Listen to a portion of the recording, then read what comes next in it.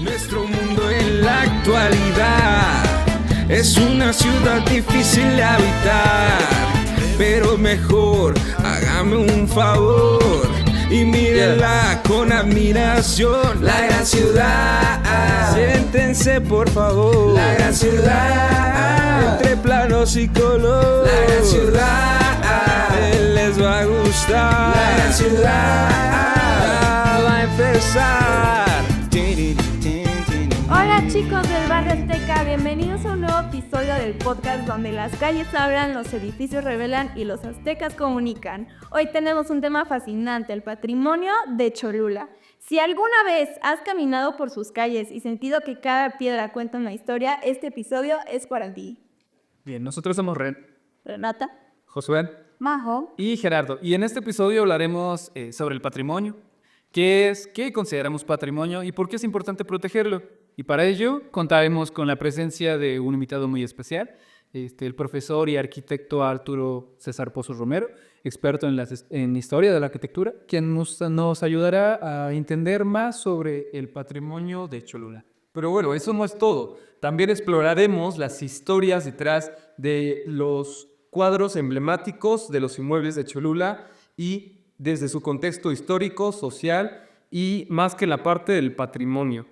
Claro, ¿no? Y mencionaremos pues obviamente todo el contexto de lo que es patrimonio, pues qué significa, por qué, cómo se hizo, qué tipos de patrimonio hay. Entonces, quédense escuchándonos para que aprendan sobre todo esto. Hoy nos acompaña el maestro Arturo César Pozos Romero, arquitecto especializado en conservación y restauración de inmuebles históricos y docente universitario en historia de la arquitectura. Bienvenido, maestro, un placer tenerlo aquí. Hola, ¿cómo están chicos? Muy buena tarde a todos. Saludos. Bueno, para empezar, ¿nos podría explicar más o menos qué es el patrimonio arquitectónico y por qué es relevante protegerlo? Ok, el patrimonio arquitectónico viene siendo básicamente un conjunto de elementos que conforman lo que es básicamente cultura, ciudad. Es decir, hay muchos objetos como tal que se pueden considerar patrimonio. En realidad, el patrimonio es un bien, es decir, es algo que te pertenece. En realidad, hay cosas tangibles y no tangibles, las cuales nos pertenecen. Por ejemplo, hay cosas de la cultura que no podemos tocar, pero que sí nos pertenecen y nos identifican. Entonces, como tal, el patrimonio es eso. Puede ser algo tangible o algo intangible. Y de ahí ramifican todo. Por ejemplo, construcciones, por ejemplo, tradiciones, por ejemplo, leyendas, es decir, cosas, objetos que se pueden tocar y que no se pueden tocar. Va a depender mucho de nuestra, por así decirlo, nuestra forma de apreciarlo y el valor que le querramos dar. Ok, profe, y o sea, ya hablando de los inmuebles tangibles y ya pues ya viéndonos más a la parte arquitectónica, ¿qué proceso se debe de hacer y cómo es que se considera un inmueble patrimonio? Ok, de acuerdo a Lina, se clasifican en varias nomenclaturas. Puede ser sencillo, puede ser con elementos representativos y de hecho en la parte de Lina lo catalogan como A más, B, C, etcétera, ¿no? Entonces tienen de hecho también un color. Ellos tienen mapeado dentro de lo que es el INA la parte de todo lo que es, por ejemplo, el centro histórico en la ciudad de Puebla y lógicamente algunos centros patrimoniales como lo son los municipios, por ejemplo, San Andrés Cholula, San Pedro Cholula, los pueblos mágicos, etcétera, etcétera. Entonces, hay una catalogación de acuerdo a sus características relevantes, arquitectónicas, históricas, ornamentales, artísticas, etcétera, que conforman precisamente lo que es que cumplen, digamos, como una lista de las características representativas para una comunidad en este caso, ¿no? Como es el elemento arquitectónico de un inmueble. Y por ejemplo, en el caso de la UNESCO, ¿sigue los mismos parámetros para decidir qué es patrimonio y qué no? Sí, de hecho, mucho de la catalogación se debe gracias a la UNESCO. Precisamente ellos dictaminan qué se debe de dar en este tipo de catalogaciones. Es decir, por ejemplo, la ciudad de Puebla tiene pues un radio de acción de no sé, no me acuerdo que creo que son 96 manzanas, y entonces, la UNESCO lo que hace es precisamente establecer, bueno, esas manzanas porque son características, esa vivienda porque es característica. Vuelvo a lo mismo, si, por ejemplo, en alguna casona nació, por ejemplo, Hugo Leitch, vamos a decir que fue el autor de Las calles de Puebla. Entonces, como en esa casa nació Hugo Leitch, pero el elemento representativo arquitectónico no es de alta importancia ornamental, artística, arquitectónica, sí lo es histórico porque el elemento que nació ahí, la persona que nació ahí, fue precisamente trascendental en la historia de la arquitectura y la historia de la cultura de Puebla. Ya, claro. Y por ejemplo, ahorita ya que hablamos en Puebla, centrándonos un poco más en Cholula, ¿qué denotarías como principales elementos o qué es lo que hace el patrimonio de Cholula ser, lo hace especial, vaya? Ajá, o sea, ¿qué lo hace como diferente con los de otros estados, por ejemplo? Volvemos al caso de Cholula. El caso de Cholula tiene el elemento característico principal de que fue un asentamiento prehispánico. Entonces, para nosotros en México, tal cual, lo más antiguo son los elementos prehispánicos, a diferencia de Europa, ¿no? En Europa, en España, en Italia, toda esta zona, pues lo más antiguo son los romanos, los griegos, etcétera, ¿no? Los egipcios, Mesoamérica. Entonces, allá tenemos una gran diferencia en cuanto a siglos de arte, arquitectura, patrimonio, tradiciones, etcétera, etcétera. Sin embargo, nosotros para México, la parte prehispánica, digamos que es como que el top, ¿no? O sea, como que el top de lo más antiguo que se tiene catalogado y registrado. Entonces, estos basamentos piramidales son demasiado importantes precisamente porque a raíz de ello creció una cultura como tal, que fue la cultura precisamente que se desarrolla a través de manifestaciones artísticas, arquitectónicas, pictóricas, culturales en general. Entonces, ¿qué sucede? Viene la época de la época del virreinato y entonces ya tenemos con ellos elementos arquitectónicos distintos a los que no conocíamos en la época prehispánica. Entonces, ambos hay de cierta manera, una convivencia como tal. Eso ha generado también en muchas poblaciones la forma de la identidad, es decir, el cómo el ciudadano adquiere este elemento enraizado de la época prehispánica y la época del virreinato, la época colonial, y después la época moderna. Por eso tenemos esa presencia de todas las culturas y cómo desde un punto actual y contemporáneo se ha visto precisamente estos cambios y manifestaciones. El quehacer ahora de la conservación en cuanto al patrimonio es cómo nosotros percibimos y podemos conservar todo eso de antecedente y de ahí qué va a ser a futuro, ¿no? Por eso siempre se dice lo que Sí. van a vivir las futuras generaciones. Sí, claro. Profe, y ahorita que mencionó el tema de la identidad, me surgió la duda, el hecho de que ahorita, por ejemplo, en Cholula tengamos el tema de la pirámide, las construcciones prehispánicas y todo eso, ¿no afecta el que tengamos de que también el hecho de o sea, de lo de los españoles, y así como el hecho de combinar las culturas y demás, no afecta como la identidad ahorita de los ciudadanos? Sí, no, de cierta manera, fíjate, mucho se criticó en el tema de las declaratorias de Pueblito Mágico, que Cholula precisamente fuera también cuestión patrimonial por sus elementos arquitectónicos, es decir, por sus construcciones. Sin embargo, sí cumple la parte cultural. ¿Por qué? Por las bajadas de la Virgen, por la tradición de los fiscales, la tradición del trueque, etcétera, etcétera. Por eso, de cierta manera, si no cumplen un aspecto arquitectónico, lo cumplen en cuestión cultural. Y entonces ahí es donde se hace precisamente la cuestión esta de lo que es la parte de la convivencia de lo antiguo y lo moderno, ¿no? Ajá. Sí, sí, sí. Profe, y O sea, des- no, sí, es lo que hablábamos, ¿no? O sea, la pirámide aquí ha sido como un punto focal, como parte del patrimonio de Cholula. Pero ¿usted hay alguno que le interesaría o en el que más haya tenido como esta inspiración de alguno de los inmuebles que se encuentran? Pues de cierta manera de los más importantes, pues lógicamente siempre se considera el elemento de la pirámide en cuanto a conservación y la parte, por ejemplo, del virreinato, que es el convento, la Casa del Caballero Águila y otras tantas que se tienen en manifestaciones. Bueno, profe, muchísimas gracias por haber acompañándonos en el podcast. Y pues nada, padrísima su opinión y pues todas las experiencias que nos comparte y toda la información que nos da. Y pues muchísimas gracias por haber venido, profe. No, muchas gracias a ustedes, sobre todo pues esta parte de lo que es el interés sobre las manifestaciones arquitectónicas y patrimoniales, que es básicamente lo que es su área, ¿no? En cuanto a la conservación y sobre todo la reestructuración de cierta manera de algunos inmuebles pero sobre todo el cómo lo van a percibir, ¿no? O sea, que esas manifestaciones arquitectónicas actuales, es decir, en las que aún nos quedan, todavía tengan una permanencia histórica en el denominado espacio-tiempo, es decir, las futuras generaciones, cómo van a ver esos inmuebles a través de las intervenciones que nosotros y ustedes hagan en el futuro. Pues muchísimas gracias. Muchas gracias. Estamos en contacto, muchas gracias. Gracias, profe. Hasta luego. Hasta luego. Bueno, pues padrísima, ¿no? La entrevista con el profe que nos pudo explicar pues realmente todo el contexto principal de qué es lo que es patrimonio y demás, porque se me hace padrísimo que pues hay diferentes tipos de patrimonio, ¿no? O sea, que tenemos obviamente los tangibles, los intangibles, y cómo es que algo tan simple como una receta de cocina, por ejemplo, se puede hacer patrimonio, ¿no? Que claro, y o sea, sí, hay patrimonio y además tenemos esta parte que son cosas, o sea, son elementos que hacen o representan a la comunidad o los identifican, ¿no?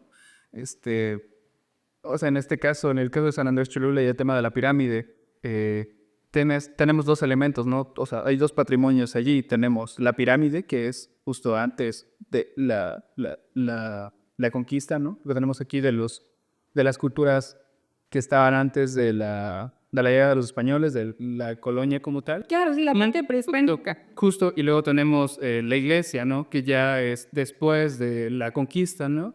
Tenemos dos elementos y que al final se entrelazan, se unen, y ahora pues, eso representa o le da identidad a lo que es San Andrés Cholula y a su gente, ¿no? Y también a mí me llama mucho la atención esta riqueza que existe en nuestro patrimonio intangible en la zona.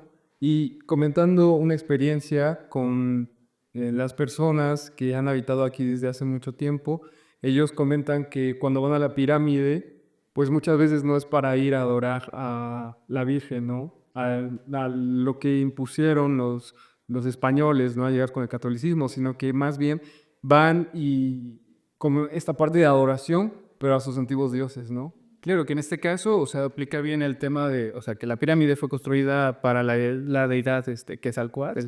Y justo, también tenemos aquí un sincretismo, respecto, o sea, al tema que es eso. No toda la gente que iba a la iglesia o que iba a la pirámide iba realmente a la iglesia para adorar a los nuevos dioses, impuestos, obviamente, y era más por o sea, sus dioses que tenían antes, que en este caso su deidad Quetzalcóatl. Y como tú comentas, hasta ahora se sigue preservando, ¿no? No, y hablando pues ya de preservar y demás, ha de ser muy complicado, ¿no? Preservar la pirámide y pues obviamente todos estos túneles que tienen por dentro y demás. Y porque claro, es museo, ¿no? La parte interior de la pirámide y, pues, o sea, entra muchísimo turista, porque pues digo, como ya hemos visto justo parte del Lovelock, que también viene mucho extranjero de intercambio y así, pues van ahí visitan mucho la parte arqueológica y dentro de la pirámide, pues ha de ser complicado, ¿no? El cuidar como todo este hecho Claro, de que no se ensucie. Y que no sé si ustedes han entrado a esos túneles. O sea, Sí. es muy bonito, pero también es peligroso porque no sabes. O sea, sí, tú entras con un miedo porque dices, oye, imagínate que te agarra un temblor de ahí. Dices, piedras algo. Pero sí, es bastante interesante esta parte de que, oye, ¿cómo tonterías conservas esa parte de la pirámide? O sea, los túneles. Que no te creas, o sea, ha de ser también complicado en cómo se interviene también con el turismo, porque el turismo es parte importante de que los patrimonios se sigan conservando, o sea, claro, sí, es lo que da pues la fuente de pues hacer eso dinero, ¿no? Para que pues se Sí, o sea, no solo para la pirámide, o sea, al final ayuda también a lo que es el comercio local, ¿no? Gente que vende artesanías o que se tienen, no sé, puestos de comida, a los pequeños restaurantes, o sea, de cierto modo el patrimonio que tenemos también ayuda económicamente a la comunidad o en este caso San Andrés, ¿no? Pero pues sí, o sea, es importante preservar el patrimonio como tal. Un ejemplo de eso es lo que vemos en la vista que tiene el Parque Soria, que pertenece a San Pedro, ¿no? Que esa parte de la escalinata fue una intervención que hicieron después, pero también para esta parte, ¿no? La parte turística y así. Que mira, desconocí eso, sé cómo estuvo eso. Pero justo, o sea, tú le intervienes, pero ahora no solo como para darle identidad a la comunidad o hacerlo por la comunidad, sino que también lo haces por una parte económica, ¿no? Sí, claro, no, y es que hay muchas partes, por ejemplo, de la pirámide que pues según a lo que entiendo, no están exploradas. Y a donde nosotros tenemos acceso, pues ya no es como realmente, o sea, sí lo original, pero ya está. No se puede reír. Sí, ya claro, ya se ha intervenido y digo, porque como habíamos investigado y demás, pues la pirámide se construyó con adobe y piedra y por ejemplo, pues mucha de esta ya no es la original. O al menos trata de coincidir con lo que era antes, pero pues claro, muchos de estos túneles y ductos que vemos en la parte del museo, pues realmente ya no es como tal el material original al 100%. No, claro, y también, o sea, imagínate o imaginemos el proceso que es intervenirla o los gastos o también, o sea, si tú intervienes, pero sabes que, o sea, bien tú durante tu intervención a lo mejor destruyes parte de, ¿no? O no sabes si la estructura, o sea, todavía pueda soportar cierto peso, ¿no? Y al final, pues tú debes tener bastante cuidado en el tema de la restauración, justo porque, no sé, Pues es que el tema de la restauración en la pirámide yo siento que es de las más importantes en sí del país, porque como ya sabíamos, pues es la pirámide más grande del mundo a nivel vaso, o sea, a nivel volumen. Entonces, pues es un patrimonio importantísimo para el mundo, porque pues es el pensar en esa época cómo es que tenían las ideas o la ingeniería como para decir, a ver, vamos a construir esto de esta manera y así, porque incluso se dice que la pirámide fue diseñada para que ésta se fusione con el entorno natural y la idea que tenían es que justo todo el tema de pues la flora, la fauna y todo se pudiera como que incorporar a toda la parte de la pirámide, ¿no? Entonces pues está como muy interesante cómo fue que lo construyeron, ¿no? o sea, de cierto modo sigue incorporándose, ¿no? O sea, y esta vez lo podemos ver, o sea, es un cerrito, ¿no? Un cerrito artificial. Donde tenemos a la pirámide como base, esta parte de la vegetación encima y luego tenemos la iglesia, ¿no? Bueno, que realmente ya la parte actual, que es que se vea como cerro, ya no fue parte de la idea original, ¿no? Claro. Pasó ya fue ya o sea, después de la época colonial, ya después de que llegaron los españoles y dijeron, a ver, vamos a tapar esto porque pues realmente no nos define a nosotros y vamos a poner aquí en nuestra iglesia, ¿no?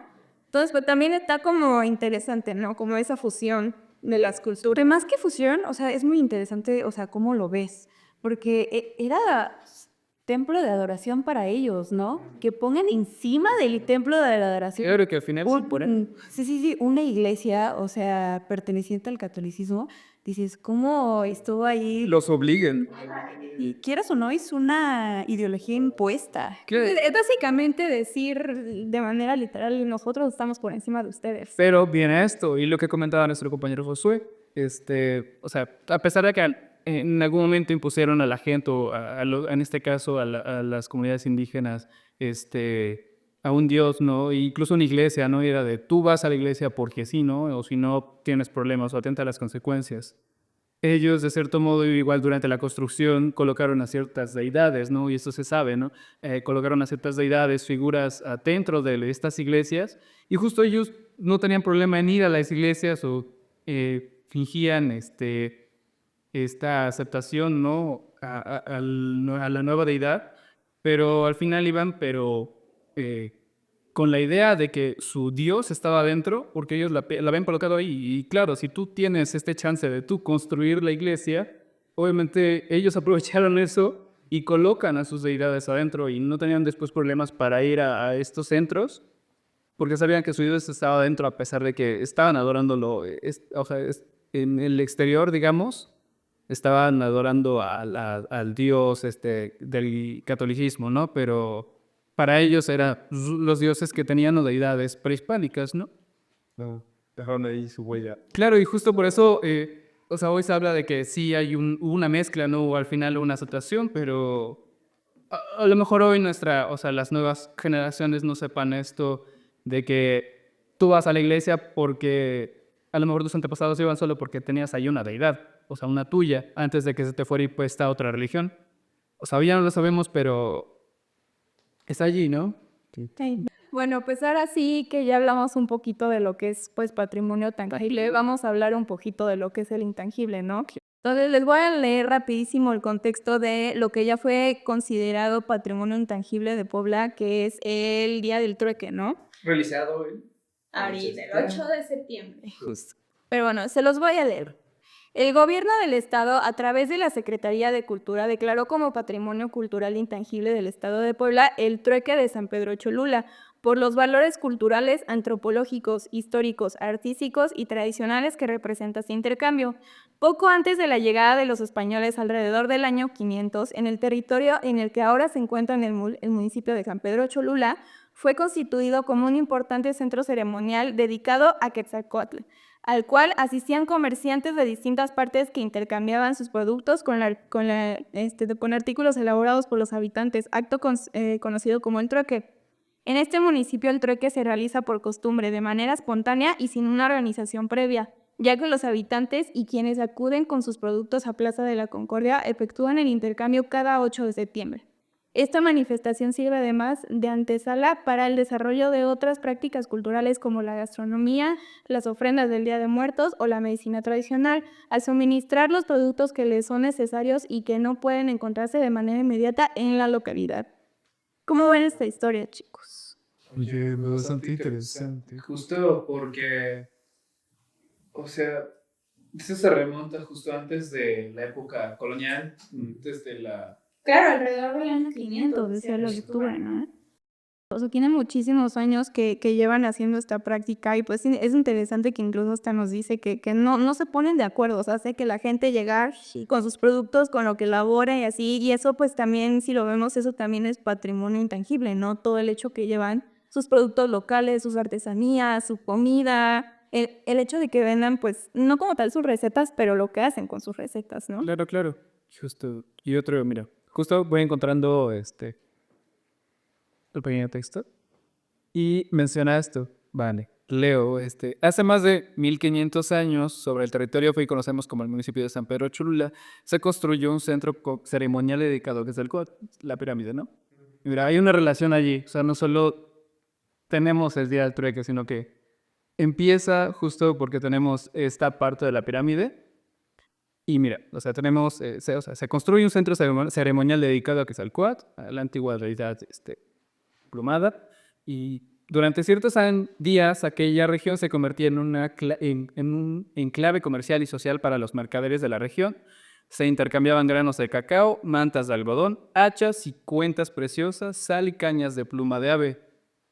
Claro, o sea, yo creo que ya pues en esa época obviamente no había tal cosa como el dinero, ¿no? Que Claro, tenemos ahorita que realmente el trueque que hacemos hoy en día, ¿no? O sea, antes se pagaba de diferentes maneras. A ver, ¿qué tienes tú que me podrías ofrecer y que yo necesito para que yo te dé lo que tú necesitas, ¿no? Entonces, pues está muy padre esa idea, ¿no? Ya sea pues obviamente comida o en ese caso pues eran que pues, ¿cómo se llama? Cosas así para talar o hacer y construir y demás, ¿no? O sea, está interesante. Que eso también es muy interesante, porque como dice antes, se hacía el troque con plumas, con semillas, que era lo que necesitaban en este momento, y cómo ha evolucionado ahora al traspasar de los años, ¿no? Sí, claro, ahora pues ya obviamente no vas a ir a hacer un trueque de un hacha, ¿verdad? Pero Es eso, ¿no? O sea, ¿cómo vas? Qué interesante, ¿no? Porque claramente no cambias una vaca por un coche, porque no es el mismo valor. Entonces, si bien no va a haber vacas y coches ahorita ya actualmente, a lo mejor es como dice, ¿no? O sea, un juego de tazas por una cazuela, una olla. Entonces, ¿cómo va esto cambiando, no? Porque pues yo he ido varias veces y inclusive hacen troque de peluches, ¿no? De juguetes con los niños. no, oye, pero igual está súper interesante cómo medían el valor de las cosas, ¿sabes? O sea, cómo decían de que, ok, a ver, yo tengo esto y te lo quiero cambiar por lo tuyo, pero ¿cómo saben que valía similar o lo mismo? Que sí, realmente valía la pena ese trueque, ¿no? Porque a lo mejor ellos siempre hacían el trueque del mismo tipo de cosas, como dije, de juego de tazas o... Sí, o sea, a lo mejor te me puede aplicar no solo tanto con elementos materiales como lo que mencionaban, o sea, tazas, platos o algo. O sea, podría ser también, no sé, vegetales, tema de legumbres, semillas, ¿no? O sea, algo que tú no tenías, no sé, a lo mejor yo tengo frijoles, ¿no? Alguien tenía maíz. Entonces es intercambio. Y sí, justo, a lo mejor, en el caso de las semillas, a lo mejor sí era un poco más sencillo este tema del trueque y del valor que tenía, que a lo mejor más o menos pesabas tú cuánto. Que justo hay hay zonas en donde trabajan esta parte de, no trueque como tal, pero sí hay un trueque. Y para medir, en el caso de las semillas, o sea, era como con volumen, era una caja fue conocida como cuartillo. Y justo tú sacabas un cuartillo de frijol y esa personita te daba un cuartillo de maíz, ¿no? Y era cosas así. Justo en este caso, ¿no? Lo que preguntabas de cómo más o menos calculabas, o sea, ¿cómo sabías tú que tu producto valía lo mismo que el producto de él? Y que sabes que esta actividad, a lo que estaba pensando, que quieras o no, pudo interferir en cómo se diseñaban las ciudades. O sea, porque estamos de acuerdo que escogieron un espacio para hacer el trueque, ¿no? Pero cómo esto hace que todo el mundo supiera que estaba ahí. Entonces, esto quieras o no, ¿Cómo se hacía la divulgación? ajá, o sea, no tanto en la divulgación, sino que el hecho de que este espacio sirve para hacer el trueque es un espacio transitado, es un espacio que a lo mejor contiene ciertos servicios que tú necesitas y que de alguna manera ayudó como los cimientos de cómo se formaban en las ciudades. Y claro, sí, o sea, tenemos esta, o sea, justo, y el trueque, ¿no? O sea, esta festividad se realiza en el Zócalo, ¿no? En el Zócalo de San Pedro Cholula. Y lo que ya mencionábamos antes, ¿no? O sea, que inicia con la construcción de la pirámide dedicada a la deidad de Quetzalcóatl. Obviamente teníamos a personas que venían de distintos lados a adorar a esta deidad. Y, o sea, ya teniendo la pirámide como punto focal, ¿no? Tenemos también ahora gente que viene y que no solo viene a adorar a esta deidad, sino que también trae sus productos para intercambiarlas en la zona, ¿no? O sea, a lo mejor tú venías de lejos y no tenías cierto producto, tú llegabas acá y intercambiabas tus productos por productos locales que al final te servían a ti, ¿no? Bueno, claro, o sea, esa es la idea que se dice ahorita de lo poco que sabemos, porque en Claro. realidad esto empezó desde los años 500, que nos digo, para ahorita que alguien nos cuente cómo fue, pues, Como fue, claro, claro. da un poquito complicado, pero digo, lo que estaba yo pensando que a lo mejor también hacían como esta actividad de trueque que seguramente allá en esa época le llamaban diferente, pero a lo mejor lo hacían algo más como para alabar a las deidades, ¿no? Y decir como, o sea, lo veían algo como más religioso, es lo que yo estoy pensando, que podrían decir como, a ver, o sea, es un dar y recibir y de esta forma pues también te estamos alabando y demás, ¿no? Y por eso yo siento que a lo mejor también lo hicieron tan cercano de toda la parte de la pirámide y así, ¿no? Claro, claro. Sí. Y justo al final, o sea, volviendo a este tema del patrimonio, ¿no? Y a la identidad, ¿no? El hecho de seguir realizando o llevando a cabo esta actividad durante, bueno, cada año, nos da a entender que es parte de la comunidad, ¿no? De lo que es el pueblo de San Andrés, Cholula. Se sigue conservando parte de sus costumbres y justo estas costumbres también forman parte de su identidad o los identifica y los hace, digamos que distintos. Sí, o sea, pues es que es lo que nos decía Pozos, ¿no? Que todo el tema de, digo, por ejemplo, en caso de lo tangible, pues se puede a lo mejor identificar un poco más fácil, ¿no? Por las vivencias y demás. Pero ya en el tema de lo intangible, para poder decidir qué es patrimonio y qué no, pues yo supongo que ya es algo que debe de ser que ya pasó por muchas generaciones, ¿no? Cambió, pero de una forma ya va teniendo la misma esencia, ¿no? Entonces es padrísimo el poder como que conservar estas tradiciones que pues al final acaban siendo patrimonio.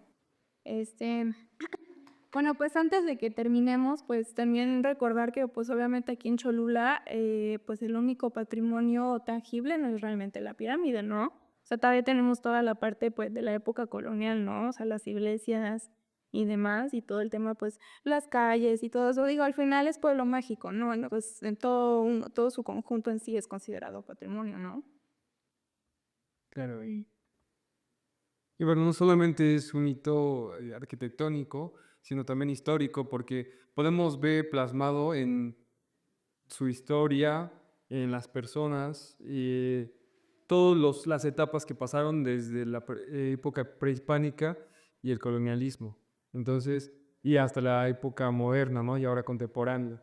Entonces, creo que es un hito muy importante, no solamente como una parte arquitectónica, sino histórica, social, y es una conexión entre la parte del pasado, del presente y un futuro, ¿no? Que tiene. Porque pues se está desarrollando y transformando cada momento, ¿no? Con esta parte del turismo, la gentrificación, todos estos fenómenos sociales que pues están llegando a nosotros, pero creo que tiene potencial Cholula de transformarse y crear algo que pueda ser mejor para los ciudadanos. Claro, ¿no? Y pues digo, es importante recalcar que la moraleja del episodio de hoy es pues básicamente el cuidado, ¿no? Del patrimonio. Y el cómo, pues digo, todos los que nos están viendo en sus casas y demás, pues también aprendan que pues todas sus tradiciones familiares, todo lo que pues llegan a hacer cada año con su familia, que puedan ser pues recetas y demás, también entiendan que eso es patrimonio y es importante conservarlo y cuidarlo y quererlo. Y pues también el que tenemos, el que compartimos entre toda pues una comunidad, una población, pues también es importante cuidarlo. Y pues que pues no tiren basura, que cuiden, que entiendan el valor de las cosas para que así nosotros como sociedad pues podamos avanzar y además conservar lo que ya es nuestra identidad, ¿no? Pero bueno, digo, también pues agradecer a nuestro invitado. Sí, también nos encantaría agradecerle al profesor y arquitecto Arturo César Pozos Romero, que nos ha, ahora sí que nos acompañó y nos ha dado de su conocimiento y sus experiencias. Claro, que al final es el que nos comentó qué onda con el patrimonio, o sea, qué es, qué patrimonio tenemos, ¿no? Nos ha hablado de un patrimonio tangible, un intangible. En el caso, o sea, nos abrió un poco más nuestro panorama, entendiendo que no solo tenemos a la pirámide, ¿no? También teníamos a estos conventos. Hablaba también sobre historias, ¿no? Sobre esa tradición que tenemos, ¿no? La tradición que tiene, o la costumbre Tal vez toda esa enseñanza, todas las historias que han sucedido, que han hecho pues el patrimonio existir, pues son enseñanza, ¿no? Pero pues sí, y bueno, pues muchas gracias a todos por escucharnos el día de hoy y pues bueno, chicos del barrio Azteca por acompañarnos. Nos escuchamos en el próximo episodio. Muchísimas gracias. Muchas gracias. Hasta luego.